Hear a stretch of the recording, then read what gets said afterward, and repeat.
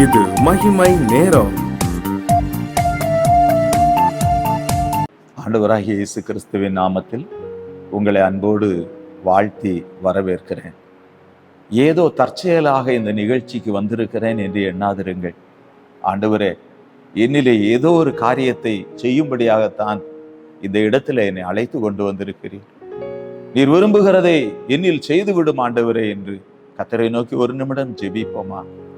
எங்கள் ஒவ்வொருவருக்காகவும் கல்வாரி சிலுவையில் உயர்த்தப்பட்ட எங்கள் ஆண்டவராகிய இயேசுவே, நான் பூமியிலிருந்து உயர்த்தப்பட்டிருக்கும் போது எல்லாரையும் என்னிடத்தில் இழுத்து கொள்ளுவேன் என்று சொன்னீரே. காரணம், யாராயிருந்தாலும் உம்மிடத்தில் வருகிறவர்களை ஆண்டவர் புதிதாய் சிருஷ்டிக்கிறீர். அவர்களில் நீர் விரும்புகிறதை செய்கிறீர். அதையே இப்பொழுதும் செய்தருளும் என்று இயேசு கிறிஸ்துவின் நாமத்தில் ஜெபிக்கிறோம் எங்கள் நீதியுள்ள பிதாவே, ஆமேன். அன்பானவர்களே, மத்தேயு எழுதின சுவிசேஷம் 25வது அதிகாரம் 21வது வசனத்திலே அவனுடைய எஜமான் அவனை நோக்கி, நல்லது, உத்தமமும் உண்மையும் உள்ள ஊழியக்காரனே, கொஞ்சத்திலே உண்மையாயிருந்தாய், அநேகத்தின் மேல் உன்னை அதிகாரியாக வைப்பேன், உன் எஜமானுடைய சந்தோஷத்திற்குள் பிரவேசி என்றான். அன்பானவர்களே, ஆண்டவர் நமக்கு தருகிற வாய்ப்புகளை நாம் இழந்து விடக்கூடாது. ஆண்டவர் சொல்லுகிறார், உத்தமமும் உண்மையும் உள்ள ஊழியக்காரனே என்று கர்த்தர் சாட்சி கொடுக்கிறார். அன்பிற்குரியவர்களே, நம் ஒவ்வொருவரை குறித்தும் ஆண்டவர் சாட்சி கொடுக்கத்தக்கதாக நம்முடைய வழிகளை செவைப்படுத்தும்படி நமக்காக காயப்பட்ட ஆண்டவராகிய இயேசு கிறிஸ்து, அடிக்கப்பட்ட ஆட்டுக்குட்டியானவர் நமக்கு மிக சமீபித்து வந்திருக்கிறார். ஏனென்றால் ஒவ்வொருவரையும் சிறந்தவர்களாக, கொஞ்சத்திலே உண்மையுள்ளவர்களாக, அநேகத்தின் மேல் அதிகாரிகளாக உயர்த்தும்படிக்கு ஆண்டவர் நம்மை தேடி வந்திருக்கிறார். நாம் யாரானாலும் சரி, ஒருவேளை நம்முடைய பார்வையில் நம்மில் இருக்கிற குறைகளை நினைத்து துக்கப்பட்டு அழுது கொண்டிருக்கலாம். ஆனால் ஆண்டவர் மிகப்பெரிய ஒரு கிரயத்தை செலுத்தி இருக்கிறார். நம்முடைய அந்த சாபத்தில் இருந்து, அந்த தீமையில் இருந்து நம்மை தூக்கி எடுக்கிற பலன் ஆண்டவராகிய இயேசு கிறிஸ்துவில் இருக்கிறது. கர்த்தராகிய இயேசு கிறிஸ்துவை விசுவாசி, அப்பொழுது நீயும் உன் வீட்டாரும் ரட்சிக்கப்படுவீர்கள். ஆண்டவர் தம்முடைய ஒரே பேரான குமாரனை நமக்காக தந்திருக்கிறார். அவரிலே நமக்கு மீட்பு இருக்கிறது, ரட்சிப்பு இருக்கிறது. பிரியமானவர்களே, ஆண்டவர் சொல்லுகிற வார்த்தை, கொஞ்சத்திலே உண்மையாயிருந்தாய். அன்பானவர்களே, மத்தேயு 25:19 வெகு காலமான பின்பு அந்த ஊழியக்காரருடைய எஜமான் திரும்பி வந்து அவர்களிடத்தில் கணக்கு கேட்டான். அன்பானவர்களே, இந்த உலகிலே நமக்கு ஒரு வாய்ப்பு கிடைத்திருக்கிறது. நமக்கு ஒரு சரீரத்தை ஆண்டவர் ஆயத்தப்படுத்தினார். இந்த சரீரம் இருக்கிற வரைதான் இந்த உலகத்தில் நம்மால் வாழ முடியும். கிருபையாக ஆண்டவர் நமக்கு காலங்களை தருகிறார். ஒரு வருடத்திற்கு 365 நாட்கள் என்றால் கர்த்தர் சொன்னார், என்னாலே உன் நாட்கள் பெருகும், உன் ஆயுசின் வருஷங்கள் விருத்தியாகும் என்று ஆண்டவர் சொன்னார். நமக்கு கிடைக்கிற காலங்கள் எல்லாம் கர்த்தரிடத்தில் இருந்து கிடைக்கிறது. பிரியமானவர்களே, என்னாலே உன் நாட்கள் பெருகும் என்று ஆண்டவர் சொல்லுவாரானால் ஒவ்வொரு நாளும் ஆண்டவரால் நமக்கு கொடுக்கப்படுகிறது. அன்பிற்குரியவர்களே, இந்த உலகத்தில் எத்தனை தீமைகள், எத்தனை போராட்டங்கள், எத்தனை பயங்கரங்கள் வந்து மோதினாலும் அந்த வீடு கன்மலையின் மேல் அஸ்திவாரம் இடப்பட்டிருந்தது. அன்பானவர்களே, வெகு காலமான பின்பு அந்த ஊழியக்காரனுடைய எஜமான் திரும்பி வந்து அவர்களிடத்திலே கணக்கு கேட்டான். ஆகவே ஆண்டவர் இந்த உலகில் நமக்கு தருகிற இந்த வாய்ப்புகளை இழந்து விட்டால் அவர், நம்முடைய எஜமான் திரும்பி வருவார். இந்த உலகில் நமக்கு கொடுக்கப்படுகிற காலங்களுக்கெல்லாம் கணக்கு கொடுக்க வேண்டும். அன்பிற்குரியவர்களே, கணக்கு கொடுக்க வேண்டும்.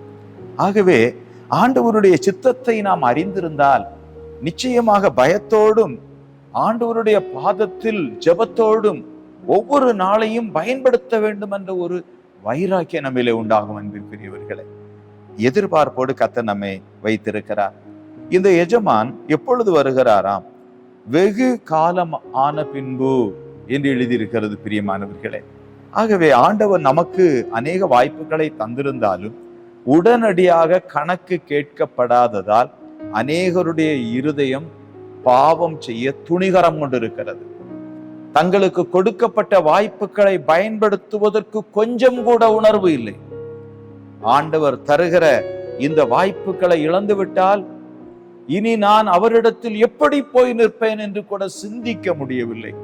அன்பானவர்களே, இன்றைக்கு நாம் எவ்வளவு வேத வாக்கியங்களை படித்திருந்தாலும் நல்ல நிலத்தில் விதைக்கப்பட்ட அந்த வார்த்தை அது ஒரு மனிதனை உணர வைத்தது.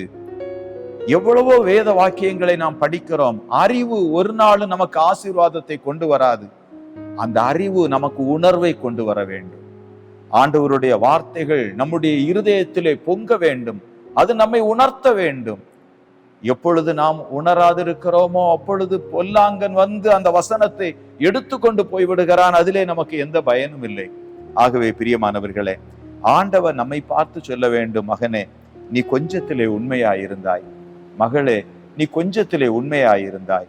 அன்பிற்குரியவர்களே, இந்த உலகில் நாம் கொஞ்சத்தில் உண்மையாயிருக்கும் போது அதோடு எல்லாம் முடிந்து விடுவது அல்ல. ஆண்டவர் நமக்கு தருகிற கொஞ்சத்தில் உண்மையாயிருக்கும் போது இதற்கு அடுத்த படி இருக்கிறது. அன்பிற்குரியவர்களே, ஆண்டவர் ஒவ்வொருவருக்கும் ஒரு உயர்வை வைத்திருக்கிறார். ஆண்டவர் ஒவ்வொருவருக்கும் ஒரு ஆசீர்வாதத்தை வைத்திருக்கிறார். ஆகவே பிரியமானவர்களே, நாம் இந்த தேசத்தில் ஆண்டவர் நம்மை வைத்திருக்கிற இந்த உலகில் நன்மையை காண்பேன் என்ற விசுவாசம் நம் ஒவ்வொருவரிலும் துளிர் விடட்டும். நம்முடைய பிரயாசங்கள் விருதாவாய் போகாது.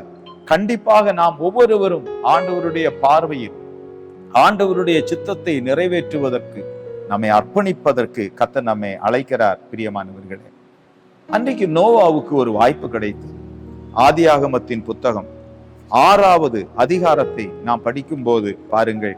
ஆதியாகமத்தின் புத்தகம் 6வது அதிகாரம் 9வது வசனத்திலே நோவாவை குறித்து இப்படி சொல்லப்பட்டிருக்கிறது. கவனியுங்கள். நோவா தன் காலத்தில் இருந்தவர்களுக்குள்ளே நீதிமானும் உத்தமனுமாயிருந்தான் என்று ஆதியாகமம் 6:9 நாம் படிக்கிறோம். இப்படிப்பட்ட வேத புத்தகம் அவருடைய கையிலே கொடுக்கப்பட்டிருக்கவில்லை. அவருடைய பெற்றோர் வழியாக ஆண்டவரை அறிந்த அந்த அறிவுதான் அவரில் இருந்தது. இன்றைக்கு நம்முடைய கரங்களில் வேத புத்தகம் இருக்கிறது. ஆனால் நம்முடைய பிள்ளைகள் ஒன்றும் கற்றுக்கொள்ளவில்லையே. அன்றைக்கு பெற்றோர்கள் மூலம் பிள்ளைகளுக்கு கொண்டு வரப்பட்ட செய்தி இன்றைக்கு கொண்டு வரப்படவில்லையே. ஆண்டவர் தந்தை இந்த கொஞ்சத்தில் நாம் உண்மை இல்லாதவர்களாயிருந்தால் எப்படி ஆண்டவரை நாம் சந்திப்போம்? அன்பிற்குரியவர்களே, இவருக்கு பெற்றோர் மூலம் கிடைத்த அந்த செய்திதான் இவருக்குள் சில மாற்றத்தை கொண்டு வந்திருந்தது.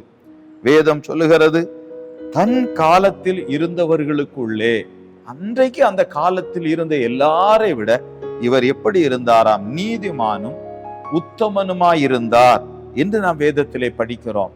அதனுடைய ரகசியத்தையும் தொடர்ந்து அதிலே நாம் படிக்கிறோம். நோவா தேவனோடே சஞ்சரித்து கொண்டிருந்தான். பிரியமானவர்களே, நமக்கு இருக்கிற கொஞ்சத்தில் நாம் எப்பொழுது உண்மையுள்ளவர்களாய் இருப்போம் தெரியுமா? ஆண்டவரோடு சஞ்சரிப்பதற்கு நம்முடைய வாழ்வை என்றைக்கு கொடுக்கிறோமோ அப்பொழுதுதான் ஆண்டவர் ஒரு துளிர் விடுதலை நமக்கு தருகிறார். தேவனோடு சஞ்சரிப்பதற்கு நம்மை கொடுக்கும் போது ஆச்சரியமாய் ஒரு காரியம் நம்மிலே துளிர் விடுகிறது. அது என்ன? ஆண்டவர் நம்மை நீதிமானும் உத்தமனுமாயிருந்தார் என்று ஒரு மேன்மைக்குள் கர்த்தர் நம்மை அழைத்து கொண்டு வருகிறார். பிரியமானவர்களே, இப்பொழுதும் ஆண்டவர் எதிர்பார்ப்போடு நம்மை பார்க்கிறார். இந்த உலகில் ஒரு வாய்ப்பு நமக்கு தரப்பட்டிருக்கிறது. அன்றைக்கு நோவாவுக்கு இப்படிப்பட்ட வாய்ப்பு கொடுக்கப்பட்ட போது அதை பயன்படுத்தி கொண்டார். ஒரு நாளை கூட அவர் இழக்கவில்லை. அனுதினமும் ஆண்டவரோடு. பிரியமானவர்களே, நம்முடைய நாசியின் சுவாசத்தை கையில் வைத்திருக்கிறவர், இந்த உலகில் நமக்கென்று ஒரு சரீரத்தை ஆயத்தப்படுத்தினவர், அவரோடு சஞ்சரித்தால் தானே நமக்கு ஆண்டவர் தருகிற கொஞ்சத்தில் முதலாவது உண்மையாயிருக்க முடியும். அதற்கு பிறகுதானே அடுத்த படிக்குள் கர்த்தர் நம்மை கொண்டு செல்ல முடியும். ஆண்டவருடைய சமூகத்துல ஜெபிப்போமா? கர்த்தரை நோக்கி பார்ப்போம். எங்கள் நல்ல ஆண்டவரே, இந்த வார்த்தைகளை கேட்டுக்கொண்டிருக்கிற ஒவ்வொருவரிலும் ஏதோ ஒரு காரியத்தை கர்த்தர் செய்து கொண்டிருக்கிறேன். இந்த இடத்தில் நீர் அழைத்து கொண்டு வந்தது விருதா கிடையாது. கர்த்தருடைய மகிமை இந்த இடத்தை நிரப்பி வைத்திருக்கிறது. கர்த்தருடைய பிரசன்னம் இந்த இடத்தை நிரப்பி வைத்திருக்கிறது. ஒவ்வொருவரிலும் ஆண்டவருடைய செயல் இப்பொழுது நீர் இறங்கி நன்மையானதை கட்டளையிடுகிறதற்காக உமக்கு நன்றி சொல்லி ஜெபிக்கிறோம் எங்கள் பரிசுத்த பிதாவே. ஆமென்.